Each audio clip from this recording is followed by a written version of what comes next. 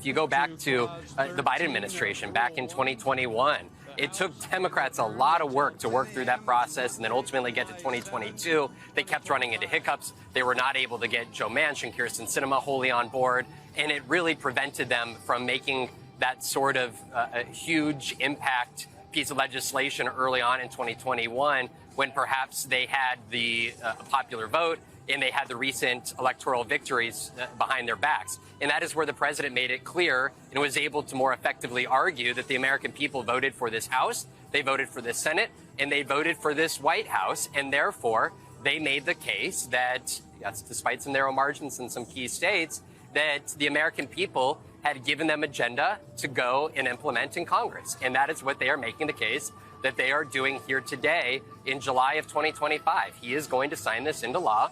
Tomorrow, there's going to be a fireworks celebration on the White House grounds or on the National Mall grounds. He is then going to likely head out of town. And then this Republican majority on Capitol Hill and the White House are going to be able to reset. He's going to be able to focus some of his attention to international diplomacy efforts. Of course, there has been much frustration on that front, but also on the trade front. We should expect here in the coming weeks him to actually set tariff rates for multiple countries. He had said 90 deals in 90 days. That has not come anywhere close to happening here. So if anything, this allows him to take his attention from what is happening down Pennsylvania Avenue and instead direct it more full time to his economic policy in terms of bilateral relations with other key trading partners and also potential peace efforts overseas.